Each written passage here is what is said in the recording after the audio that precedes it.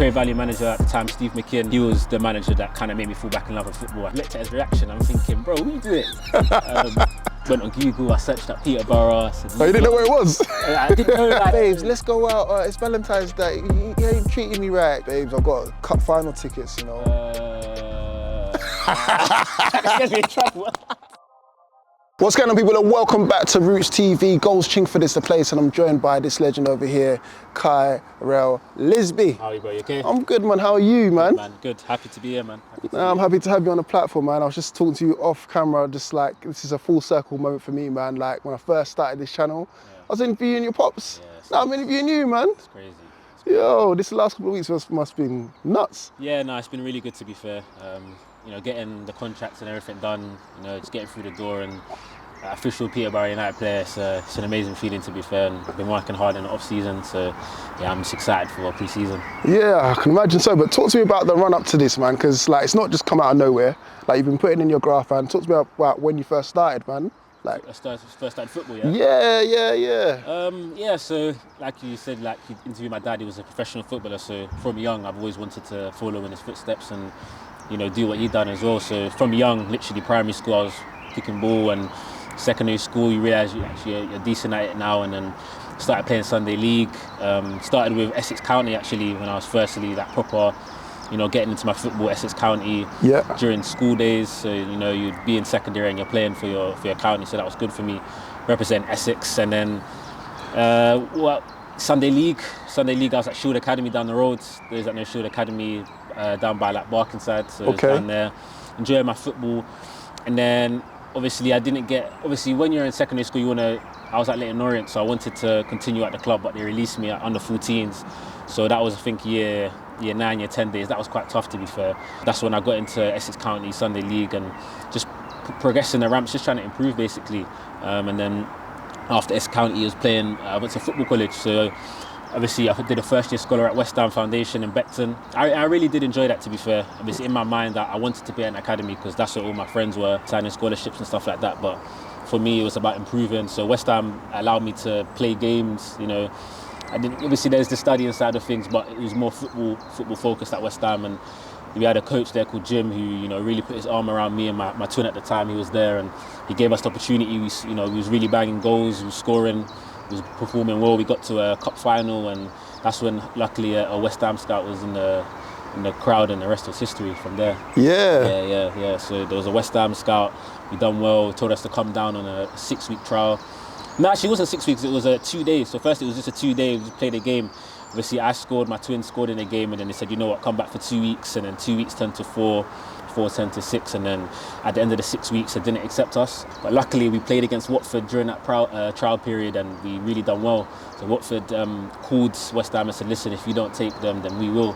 So Watford then said, you know what, we'll have a look at them. So it started as 2 weeks turned to 4 turned to 6. So we actually did 6 back-to-back trial. So it was nuts, like mentally it's draining, you know. Yeah. Anyone knows that being on trial it's a draining period. You have to constantly, every day, you have to, you know, give your best. You have to prove that, you know, you're better than what they have already. So being on trial is difficult, but to do that, you know, basically for 12 weeks straight is really, really tough. But eventually, you know, we got in at Watford and we got a second-year scholarship. That's sick. Who was there at Watford at the time? Coach-wise, we had Tom Hart doing that under 18s. Tom Hart. He was a really good coach, to be fair. But was you kind of in the same vicinity as the first team? So yeah, we saw them, to be fair. It was that block, so it was like all separated. They had their own bit, obviously. They were in the Premier League at the time, Watford. So so like Troy Deeney days, that sort of days? No. That was a bit after, to be fair. Okay. It was like Ismail Assar, all of those boys there. Right.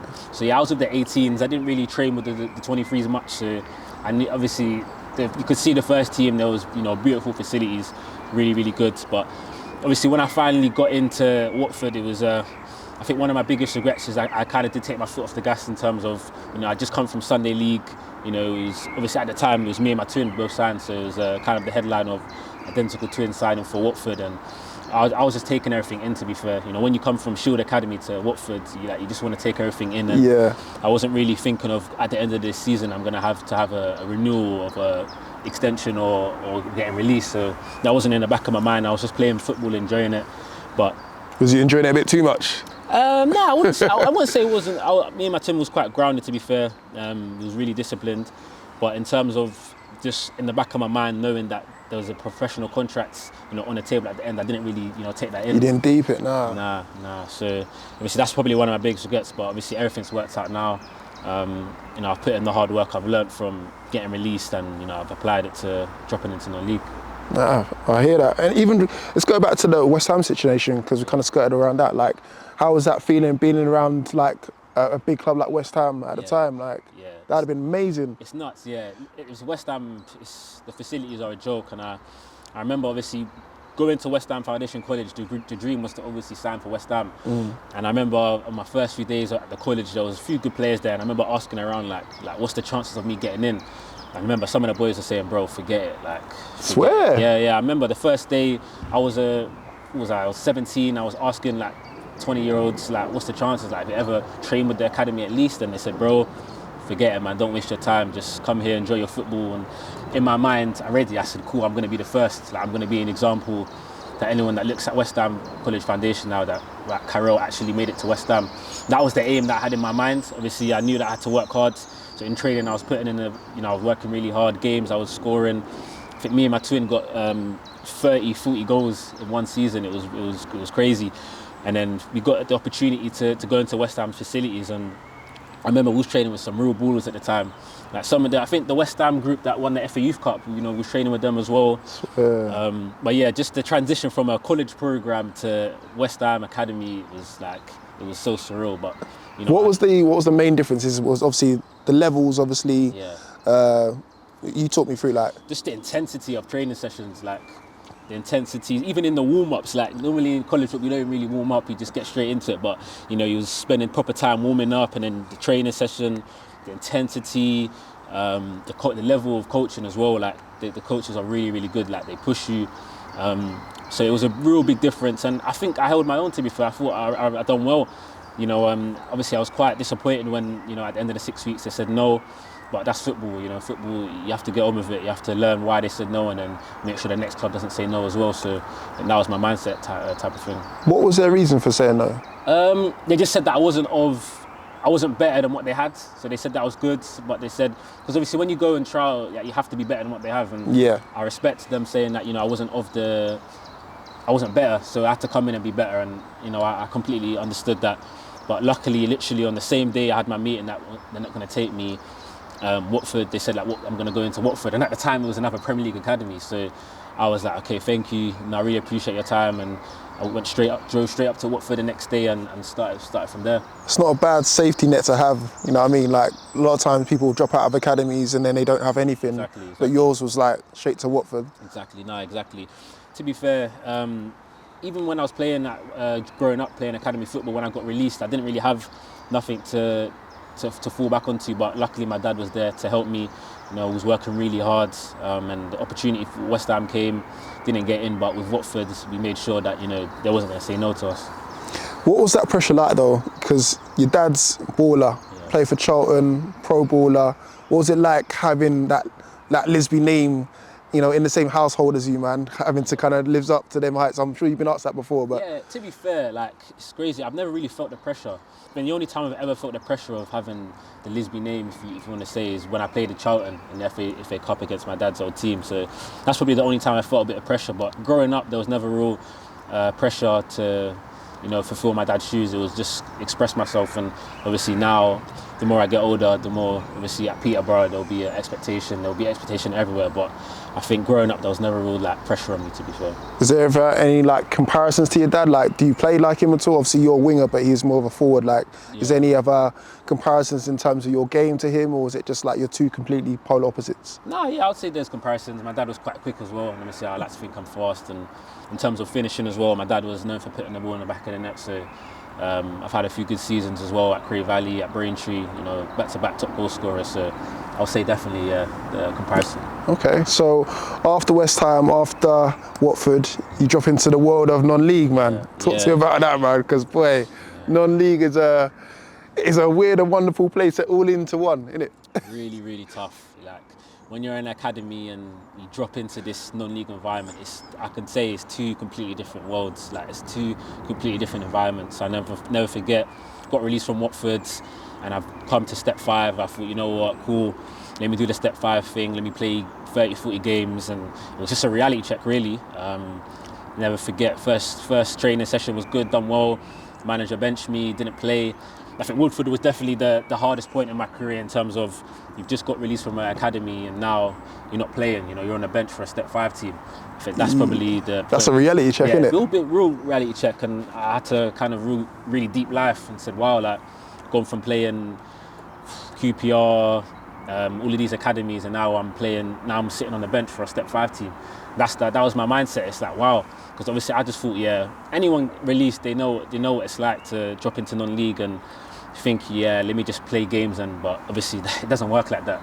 And I had to learn that the hard way. You know, I got my minutes coming off the bench, but obviously I just wasn't playing, so I just had to speak to the manager and say I'm going to move on and try something else.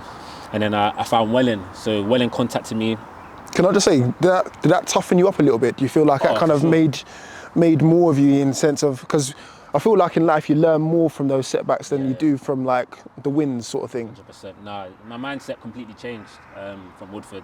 It just opened my eyes and just made me understand that football's not, you know, all nice, and like, if you're like, people, non-league is people's lives. You know what I mean? It's people's lives. You know, you've got guys with kids, they've got a family. You know, they're playing to look after their families, their houses. Like, it's a completely different environment from academy to where everything kind of nurtured and you play a certain way and you get looked after a bit more. With non-league, it's kind of like every man for themselves type of thing. Dog eat dog, as they say. Yeah, definitely. So moving on to Welling then, talk to me about the Welling experience. Yeah, so I'll never forget, Welling came in on my first day of training and the manager pulled me and said, yeah, you know what, Sam, we don't need to see you anymore. So that was good for me. I did one training session and he signed me the next day. Warren Feeney at the time, he's quite a tough manager. Obviously, realistically, people are thinking you haven't played any games at step 5 and now you're going to step 2. But I think for me, I just wanted to challenge myself. I knew I had the ability, but for me, it just wasn't. I wasn't given the game time at step 5, so I backed myself to play step 2. But it was more of the same, really. Didn't really get opportunity, didn't get a chance to prove myself. I'll never forget, one of the only starts I got, one of the centre mids got a red card, and I was thinking, oh, this is just tough. Like, nothing's really going for me. So Welling was really tough, really tough. I remember I had to travel from South London because I live in Woodford, East London. I had to travel to South London. I didn't drive at the time. You know, I was 19, and remember I was driving up, literally taking train to get lifts to games. That was how I was getting on. Traveling 2 hours just to not even make the squad. So Welling was really tough. Yeah. Like 7:45 kickoffs, traveling 2 hours, and the manager's naming the team on the day, and you're not in the squad, and you're sitting in the stands just thinking, wow, like, I've gone from Watford to not even making a squad. Like, I've left Woodford Town to go and play for Welling, and I'm not even making a squad. So Welling was really, really tough period for me, but I think it was a real character building for me, and I wouldn't be, you know, the player I am today without probably going through all of those experiences, to be fair. Jesus, how does that even happen? Like, how are you getting all the way down there? And they know that you're coming from east to south. Yeah. Deep south. Yeah. And then you're not even making the bench, nothing? That was the home games as well. Like, remember, we used to travel far away games on a Tuesday, Wednesday, and I wasn't even making the squad, just sitting in the stands watching the boys. So as a young boy as well, it's really tough. But I think, like you said, it's non-league. You know, managers have to win. You know, your team has to play. You got fans coming to watch. You know, but at the time, I backed myself. I had the ability, but at the same time, I just wasn't given the opportunity. And I knew that one day, you know, there'll be a manager that appreciated me, and that happened at Cray Valley. So I just had to get through a tough period at Welling. So okay, Welling's done. So how did that move come about to go to the Cray Valley? So growing up, I was my dad, towards the later on in his career, played for Cray Valley. There was at step 5 at the time, and my dad used to bring us to play 23s. So me and my twin used to play under 23s for Cray Valley. I wasn't playing at Welling. My dad gave Cray Valley manager a ring and said, "Come, my boys, come down." So I went to a pre-season game. I'll never forget. Went to a pre-season game, came on at half-time, scored, changed the game, and we won. And the manager said, yeah, we'll sign him. So that was a good time for me. And the Cray Valley manager at the time, Steve McKeon, he really looked after me. I can say that he was the manager that kind of made me fall back in love with football, I could say. Because I've come off the back of Woodford Town not playing, Welling United not playing. So now I'm thinking, okay, cool, let me drop down to 2 leagues from where I was playing at Welling United to now drop down to Cray Valley at step 4 and make a name for myself. You know, I knew it was a big season for me. You know, I was 19, I was turning 20. You know, things hadn't really kicked on for me since getting released, so I knew that it was a massive season for me, and you know, it was probably the best season of my life playing at Cray Valley. His goals was flying in. We had a really good FA Cup run against Charlton.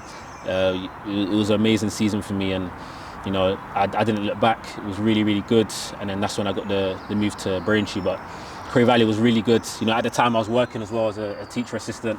Yeah.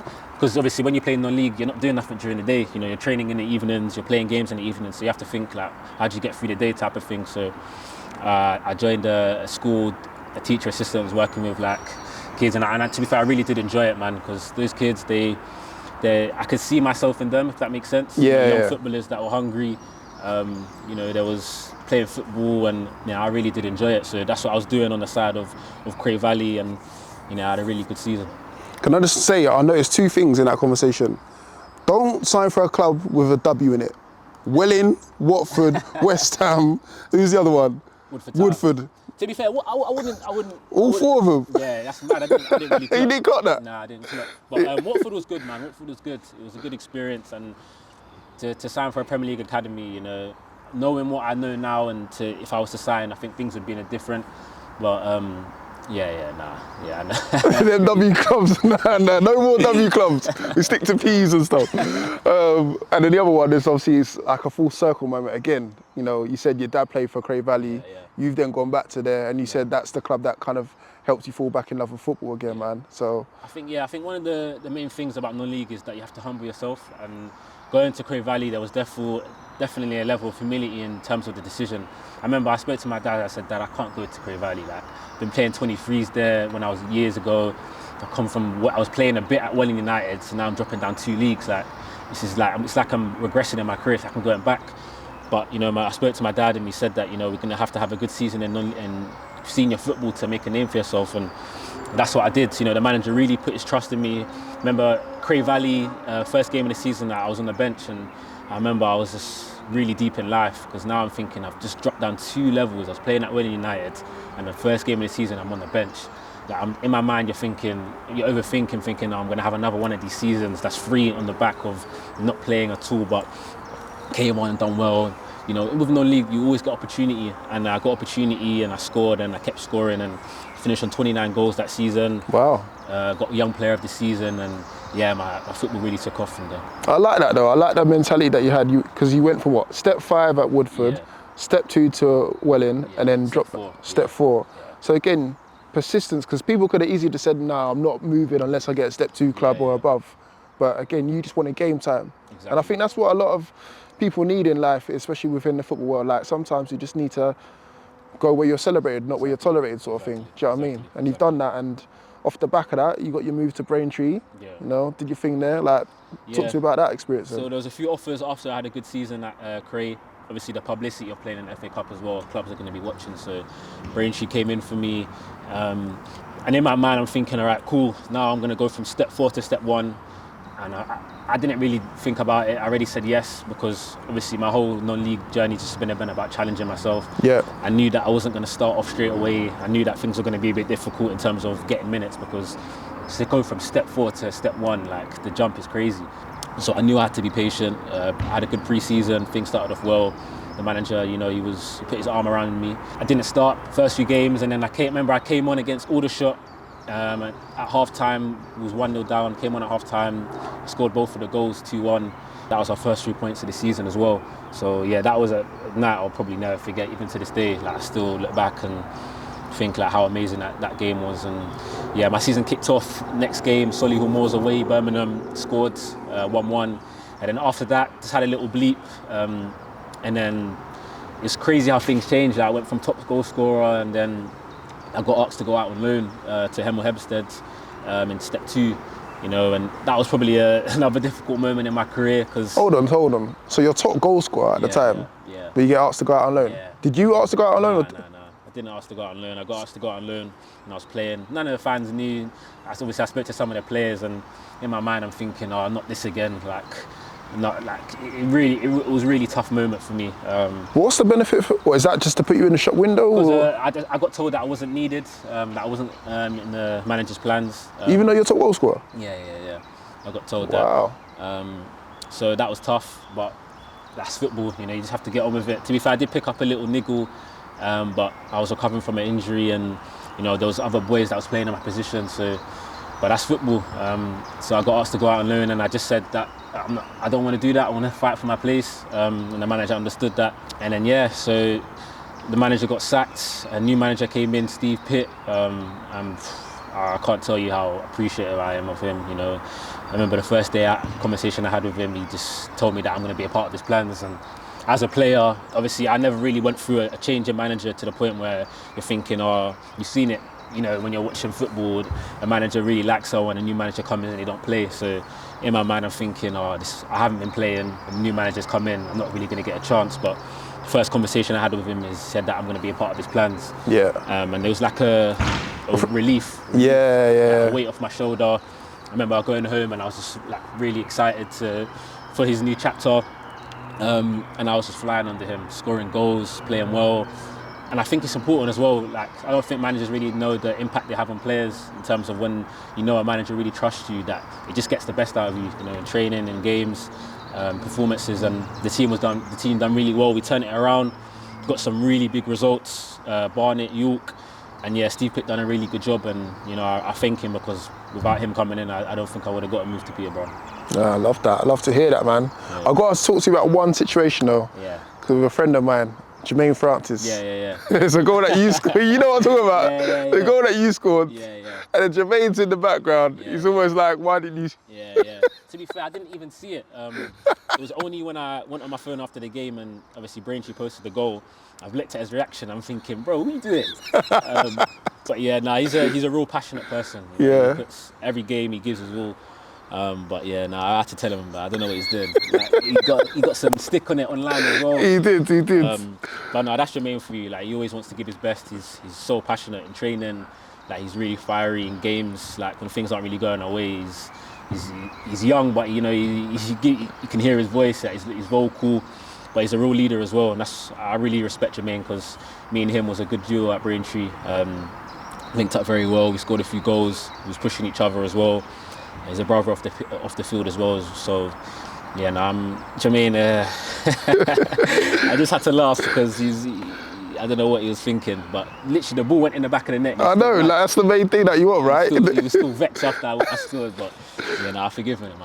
How many goals did he score that season? How many goals did you get that season? I don't know how many he was on, to be fair. He was always telling me he was catching me, but... That's what I was thinking, is that the only reason behind it is thinking, obviously he wants a bag, innit? Yeah. But he must have been thinking, I want to catch you. Yeah, because he was on loan at Barnet, so obviously he had a point to prove as well. Yeah. He wanted to obviously get recalled and obviously they was flying as well. But I finished on 13 in the league and 4 in the cup, so 17 altogether. He done well. He got some good numbers as well. But I saw the stick he got for it. I felt sorry for him.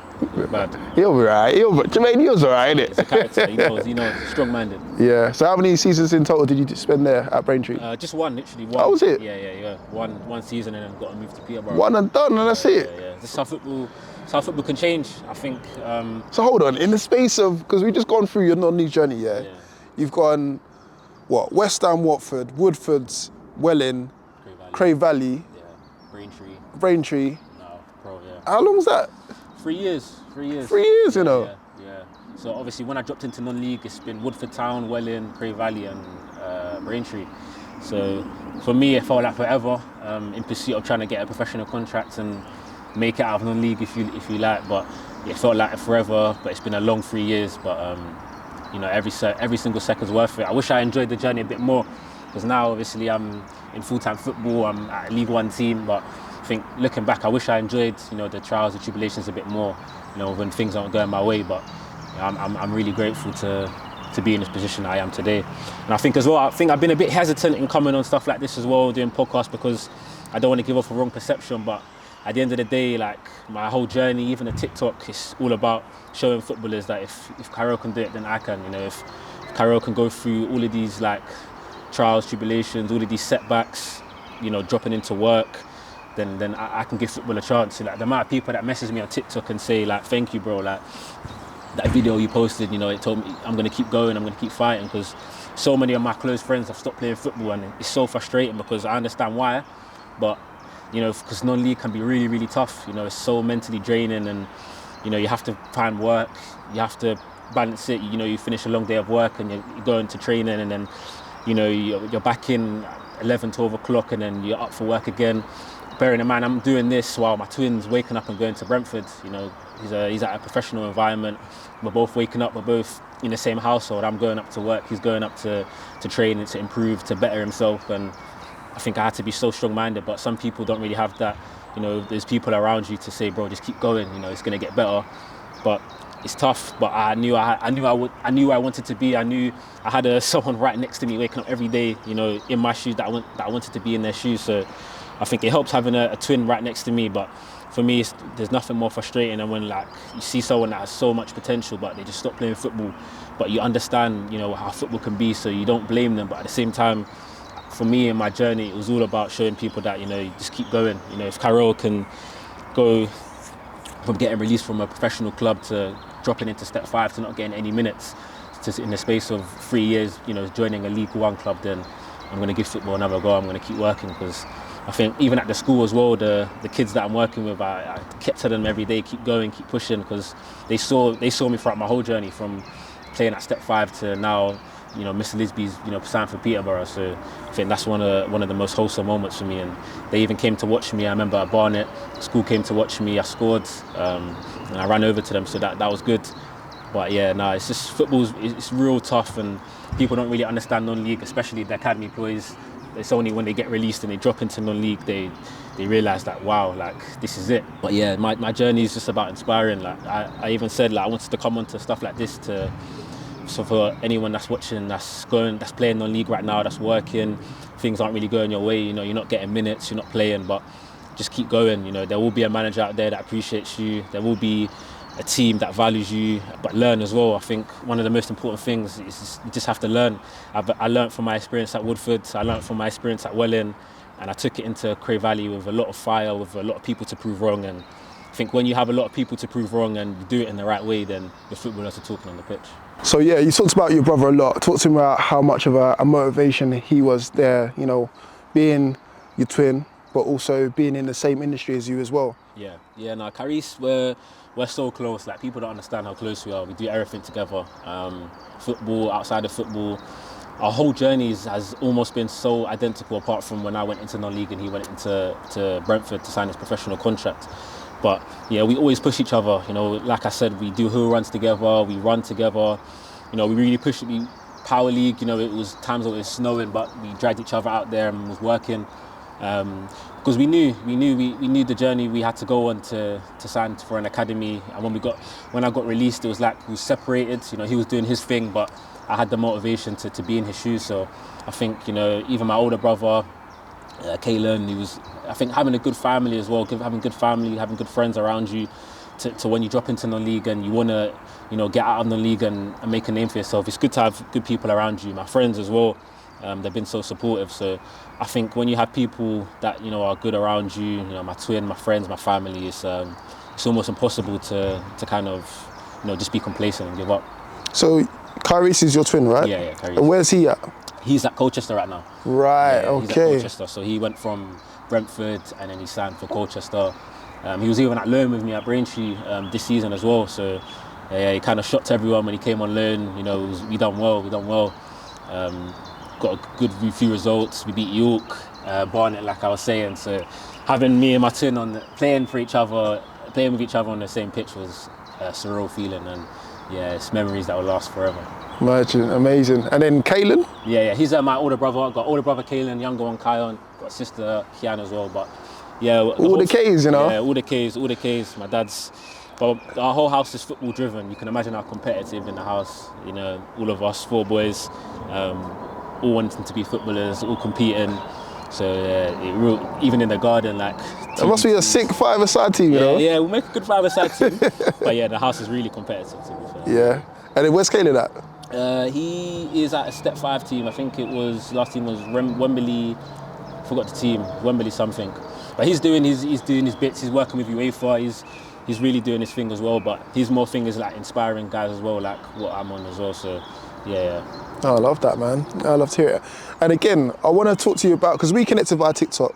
So I want to talk to you about that journey, because I don't see many footballers kind of champion social media like that. Like, they do it eventually, or they might get someone else to kind of do it for them on their behalf. But you really like go ham with it, and it's great to see, man. Like you said, you have people reach out to you and, you know, are inspired by your videos and sort of stuff like that. Like, why did you choose to go down that route? I remember I just had an idea that I'm gonna document my journey to signing a professional contract, and it all started when I was at West Ham. It was a training session. I said, you know what, TikTok was going a bit viral at the time, and I said, you know what, from today onwards, I'm gonna document my journey. And there's been people that started following me since I was at West Ham College, and now I've signed for Peterborough. So I think they've come with me on the journey, and it's crazy when you think about it, because I've started when I was at West Ham, posting the good, the highs, the lows. I'm not one of those people that only post the good stuff. You know, I did post when I got released from Watford. You know, I did post when I wasn't playing at Welland. So all my followers, they've been with me throughout the whole journey. So, but I think it's important as well, because obviously, like you said, people, maybe footballers, they'll only make an account or a post when, you know, they've done well in football. But for me, it was about taking my followers with me through the good and the bad. And I think that's where I kind of gained a good fan base, because they've seen it all. But yeah, it's good. It's a good little side hustle, you know, post like motivational stuff to keep guys going, even to keep myself going as well. But I think it's good to have a balance as well. There is times where I had to take a step back from social media and just focus on my football, because, you know, it does get a bit too much. But I think, you know, when you get older and the more, you know, mature you get, you can understand the balance and, you know, not being on it as much, but still using your platform to inspire and motivate others as well at the same time. Does anyone ever kind of get onto you about it, like players or fellow professionals, or your pops might say, you know what, leave that social media side alone, man, focus on your football? Or Nah, I've never really had that encounter yet. Obviously, now being at Peterborough, I think it's probably going to be a bit different in terms of me, you know, fully focused on football, and I can accept that. But obviously, being a non-league, you can document, you can express yourself, and that's exactly what I was doing. But I think, like I said, it all goes back to balance. You know, it's even being on here today is only for the purpose of inspiring. You know, I just want to show young footballers that it is possible to get out of non-league. It's possible to, you know, work hard and go through, you know, bad times, but at the end of the day, you know, end up in a professional environment, professional club. So I think that's the purpose of my TikTok. That's the purpose of why I post. I don't post for my own gain. I don't post for stuff like that. I post to inspire, because some of the messages that I get, I remember I got a message from my mum one time about how it's only her and the little one, and the dad passed away, and, you know, he's been working so hard, and, you know, he thought about, you know, hurting himself, but watching my videos, you know, he said he's been out there training. He said he shows his mum my videos, and, you know, it really gets him through the day. And I remember that was an emotional day for me, because it's like, wow, like, that's the connection I'm able to reach. You know, he lost his dad, but, you know, the only thing that's getting him through life is, you know, watching my videos and working hard and making a name for himself in football as well. So some of the interactions I get with I wouldn't say fans, because I'll say followers and, you know, people that support me, it's amazing. It's amazing. You know, I think anyone that does social media, there'll always be bad, there'll always be negative. Like after a game, there'll be people that comment on my TikTok. There'll be players that comment on my TikTok and try and take the mick, but for me, I don't really, the positivity always outweighs the negativity in social media. And I think if you're not willing to take negativity from social media, I don't think you should post. I don't think you should get involved in TikTok and stuff like that, because you see people do positive things in the world and somehow people still try to twist it into something negative. So I think you always have to have a strong mind when it comes to social media. And for me, the positivity that I get on my platforms, the motivation, like even my comments when I post a video and someone explaining how much it helped them, it's an amazing feeling. I love that, man. Using social media for good, yeah, I can't knock it, man. So, okay, talk to me about the big move, man, and how did that come about? Like, how does this, would you get a phone call one day and says, oh, by the way, Peterborough interested? How's it work? So I remember I was at home. Obviously, I speak to my agent after the season. You know, I'm excited. I knew I had a good season. So, to be fair, my dad and my agent kind of work hand in hand. And it's funny because I get frustrated with my dad because he doesn't really speak to me about that side of stuff. So, I'm asking him, Dad, like, is there anything? And he won't tell me nothing. My dad's quite, you know, he's quite grounded. You know, he wants to make sure I'm level-headed all the time. and he told me that Peterborough are interested. And when I heard Peterborough, I was like, wow. Like obviously, I went on Google, I searched up Peterborough. I said, you didn't know where it was? I didn't know, I didn't know what league. Peterborough. I thought it was in the Championship, but it was in League One. Yeah. But it was an amazing feeling. Like knowing that such a massive club in League One, with such big history, amazing fans are interested in you. It was an amazing feeling, and I think it's surreal as well because at the time you're still working at a school. Like I was doing Braintree and I was still doing 1 day a week at a school. So thinking wow, my life can really change just like that. So when I got the call, I remember I went up there, I spoke to the manager. He told me, and he basically said that he's been watching me, they're interested in me, and. I just couldn't stop smiling. I was trying to hide my smile when I was speaking to him because it was such a surreal moment. And I left the training ground and I said, yeah, let's do it, Dad. And obviously all the contract stuff has to get sorted out and that. But when Peterborough called, that's too big of a club to even think about not going to be fair. Yeah, because they've got a rich history of, being around and moving players on. Ivan Toney being one of them, man. Imagine that. Not to say that you're not happy there already because you just signed there, but I'm just saying in terms of using that as a launchpad to kind of progress up the leagues, stuff like that. Looking at players that's been at the club and going on to play for England and in the Premier League, and like I said, even when I was at West Ham and I wanted to use myself an example that I'm going to be the first person that comes out of this football college and makes a name for themselves or sign for an academy or be a professional footballer. I think that's the same way I'm going to come into Peterborough, because in my mind I'm still a person that was playing Sunday League. I'm still a guy that was playing non-league, and I think you have to use that to your advantage, to express yourself, and that's what I'll do. Even the award I won, it was a non-league Player of the Year awards I won, and someone was explaining to me the amazing names that's gone on, Jamie Vardy, that's gone on to win that award and do great things. So for me, it's just fuel to go on and be like Jamie Vardy and to win that award and be the next. Someone can say Kyrell Lisbie won this award, and I think that's my aim. That's sick. Have you met the chairman yet?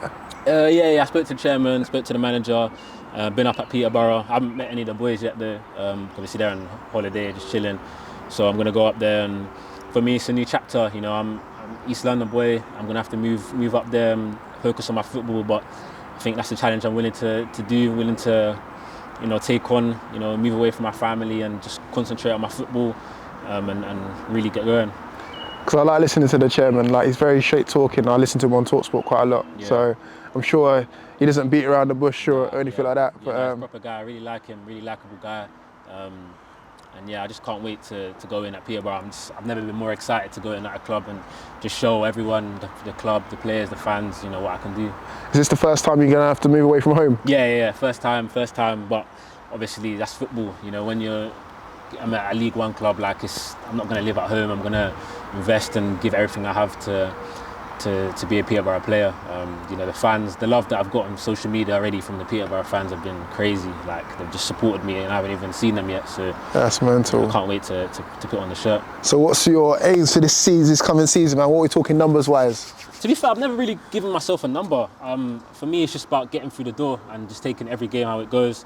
At Braintree, I never really gave myself a number. I watched some of the games. I watched some of the games at League One as well. But for me, it's just about getting through the door, being steady and just improving. I'm just going to be like a sponge, around that dressing room, like I was at Braintree, just constantly wanting to develop. The manager said it himself. Just if you apply yourself and you're willing to learn, then the sky's the limit for you. And for me, it's not about numbers, but it's just about proving myself. It's about learning and working hard. But surely you must have some sort of aim towards how many goals, to be fair. Yeah, first team appearances, just goals. Become an established player and score goals. I think that's my aim this season. Yeah. But I think everywhere I've been, I've always had to prove myself, and this will be no different. And at football, that's how football works. So just to become an established first team player, and I'm sure the fans will get behind me, and I just can't wait to play and walk out at the stadium, play against some really, really big teams in that league as well. So it's really exciting. So you checked the potential fixtures for next season. Who have you kind of seen? That looks like a tasty one. Leyton Orient. Obviously a local boy. I was there at academy as well. So I think to play against Leyton Orient this season is going to be really good. That's a full circle moment, bro. When you deep it, bro. Like you said, Leyton Orient. Yeah. You're now at Peterborough. Yeah. And the story that you just told me in these past, 30, 40 minutes, bro, Yeah. like how you've gone step 2, step 5, step 4, and now you're going to be at League One.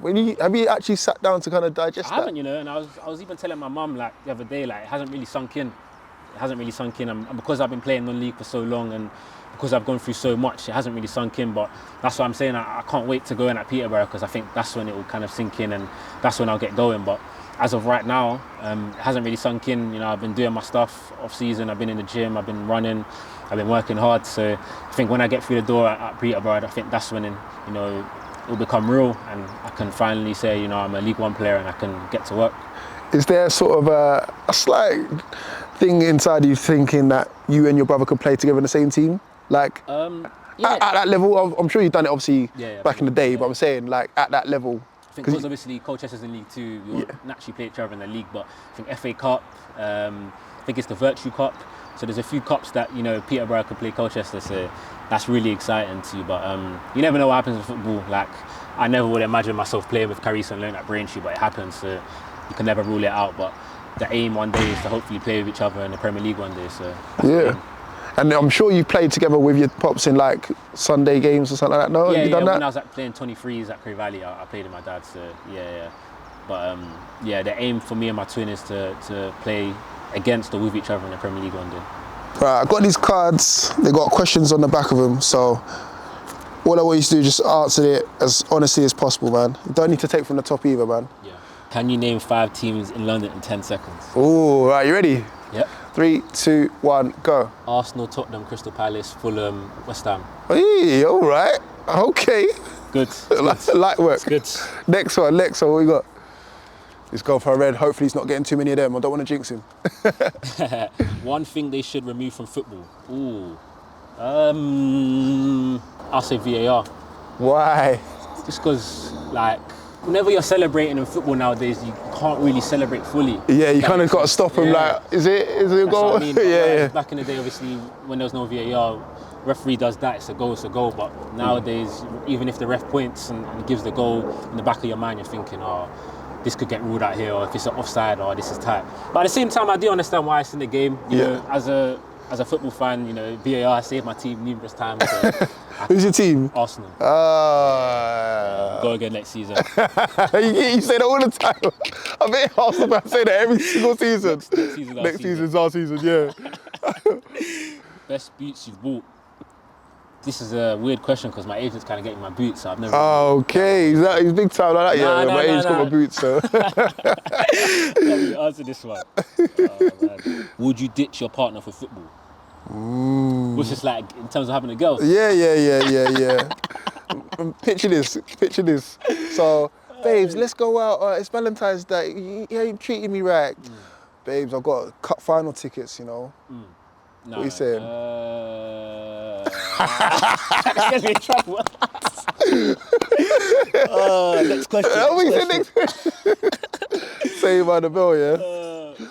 Compare your partner to a football team. I haven't got a girl. Oh, okay.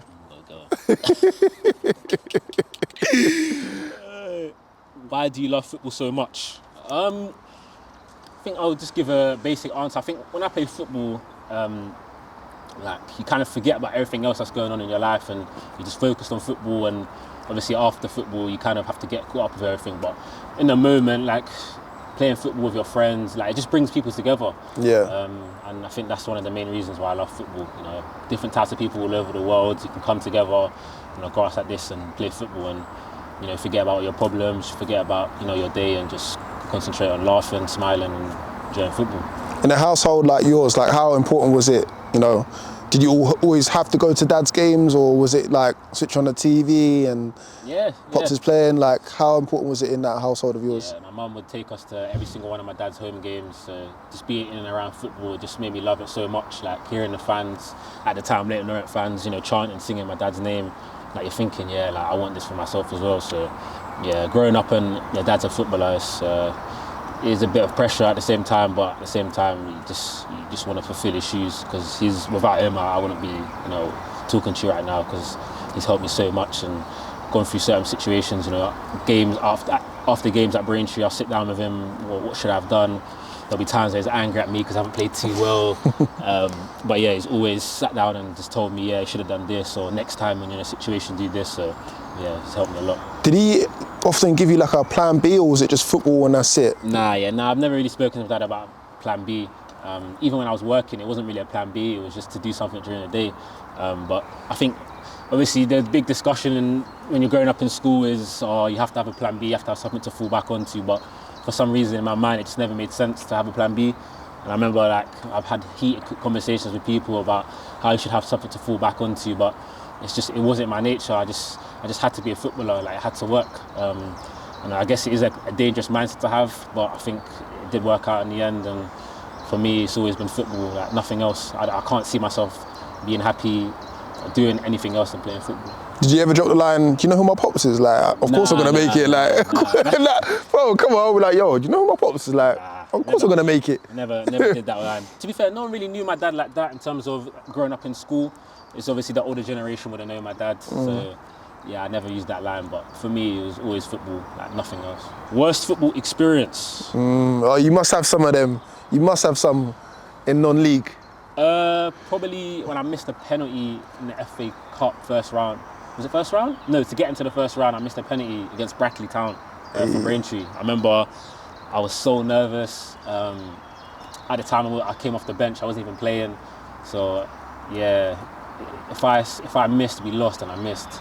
So that was a bad. I remember I was so upset, but I bounced back and then I turned it around at Braintree as well. So yeah, that was definitely, I wouldn't say worse, but it was tough experience I had to go through. What's the worst thing that you heard from a fan, like say at you, during those non-league times? To be fair, I never really get caught up with fans and stuff.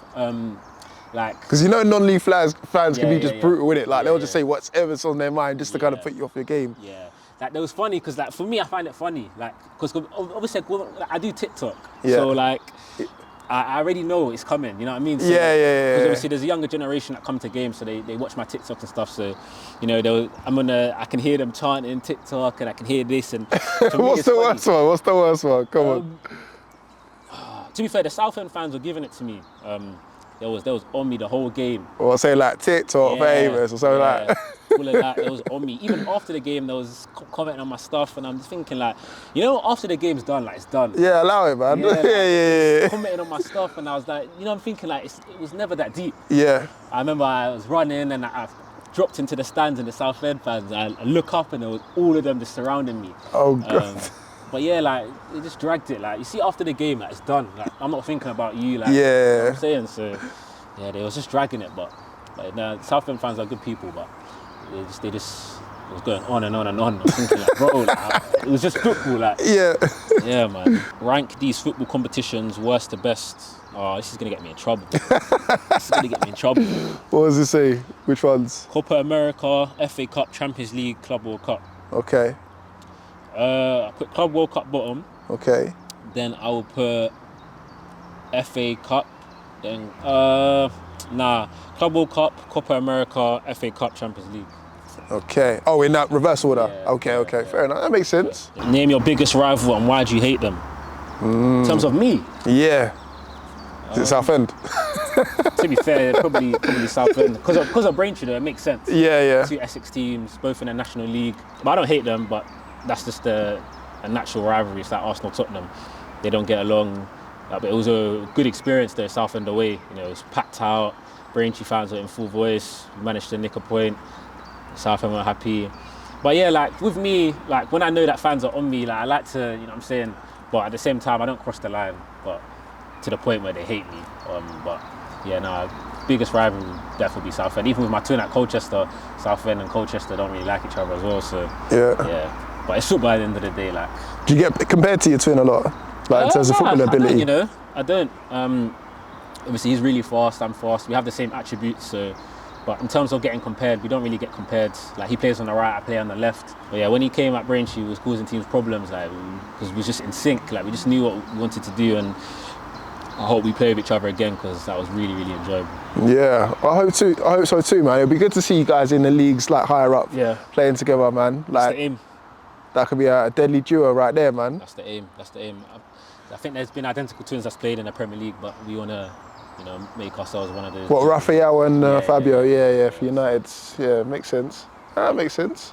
Yeah. Cool, man. I just want to get your thoughts and opinions on Baller League, man. Yeah. Because I could see the way you play, I think you would have suited to that. Obviously, you can't now, you're a pro now. Yeah. But just get your thoughts on it, man. Like, how do you think it is for non-league players playing in there? Because I've heard discussions about, they might not play as much because, it could be, let's say, hurtful for the non-league club. Yeah. And especially with the money that they're offering for 30 minutes worth of football as well. Yeah. To be fair, I have it on a Monday. I'm watching it. I watch it every Monday.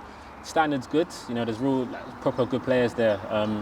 I don't see a problem with it, and I think that it only is a problem when like you said, you're not playing for it's interfering with your Saturday team, and I think that's when it becomes a problem. But I think obviously the aim and the priority has to be the Saturday team, the semi-pro team, and if you're not getting minutes on a Saturday and Baller Leagues on a Monday, then of course you can play.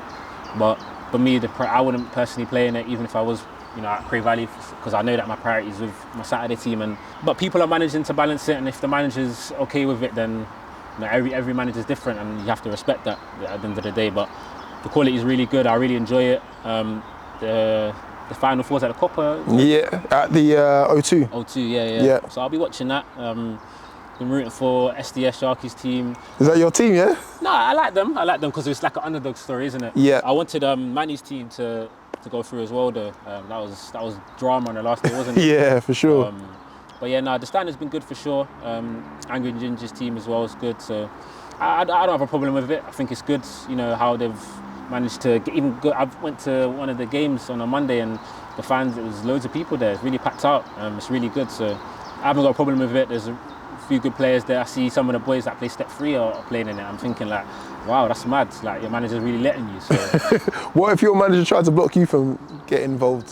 What would you do? I would understand, like, we have a priority with footballers at the end of the day. I don't think Ballers League was really designed for professional footballers or footballers that play in Step 1. You didn't really see a lot of Step 1 footballers there because they would definitely get in trouble. But you saw a lot of ex-pros there, though. Yeah. But they have that kind of XP, if you like, to say, I'm playing in Ballers League. You can't really say no to them, but in terms of a young player playing on a Saturday and then saying, I want to play on a Monday at Ballers League, then that's different. But I think the more experience you have, like, no one's going to tell you otherwise, if that makes sense. What if your dad pulled up and would you say, nah, Dad, this is not for you, Pops? Like, or would you? To be fair, if he came on a Troy Deeney one and just like started. I wouldn't be happy with that. Troy Deeney was on a mad one. I started watching that as well. Some boys weren't happy with it. I remember listening to podcasts as well. They wasn't happy with him as well. So. Yeah. But we already know what it's like anyway. So, but yeah, Baller League, I enjoy it. I'll be watching the Final Four. I think it's really exciting every Monday as well. Having the likes of like Chunkz presenting as well, really engaging. So I personally enjoy it. I'll be watching the finals. I'm tuned in every week watching it. So I like it. Good idea. Yeah, and again, especially from the financial point of view, man. Like for you've been in that situation before. Like a non-league player who's having to balance the books in terms of working full time and working and playing non-league. They don't have to necessarily, like, especially with the money going up, man. So exactly. The money to play just 30 minutes.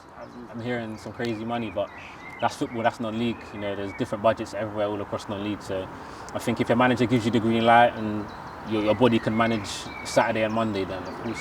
Because what's £400 in terms of non-league football? It's like what, Step 4 level? Yeah, Step 4, yeah. It's not bad, isn't it? Step 4, yeah. So if you can get it, why not, man? Yeah. But I would say prioritise obviously your Saturday semi-pro, but if you want to do them, because not everyone wants to make it to that level of, being a professional footballer. So if Baller League is your thing and you just want to enjoy football and not really take it seriously, then you can do that. But obviously, if your aim is to become a professional footballer, and you'd obviously not risk getting injured to play in Baller League because you've got important games coming up. So Okay. For any Peterborough fans like watching now, who would you say you modelled your game off of, like when you was younger? So what do they have to expect from you coming forward? To be fair, I would compare myself to that Ricky J. Jones, is it? I think he was at Peterborough last season. He was really fast, good player.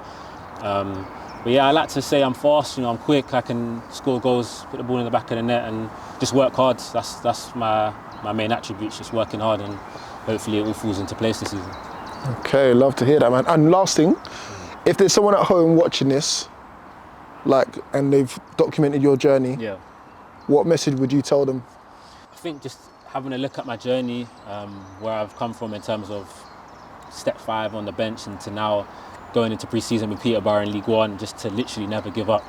I think one thing about me as well, I put a lot of my faith and trust in God. You know, I go to church throughout the week, and I think without God as well, being a footballer in non-league is really, really tough. And I think the main thing for me is just to never give up. You know, you never know when God will say it's your time. You never know when, you know, everything will fall into place.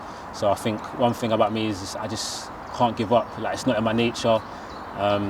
The people that I got around me, like when things get tough, just have to get through it, you know. And non-league is tough, you know. There will be times where you go through a lot of hard moments. There will be times where you're not as appreciated as you feel like you should be. There will be times where you're not in form, you know, you're losing confidence, but you just have to keep going. You know, that's the only way, just to keep going every day at a time, and eventually, you know, like you said in the song, it will work out, and you know, you'll see the fruits of how hard you've been working. You know, because it's impossible to give your all to football, to keep going, to, you know, push through a lot of trials, and it doesn't work out. You know, it's impossible. I don't believe that. You know, I believe in, you know, you give what you get. You know, you reap what you sow, and with hard work, I'm sure, you know, everything will work out.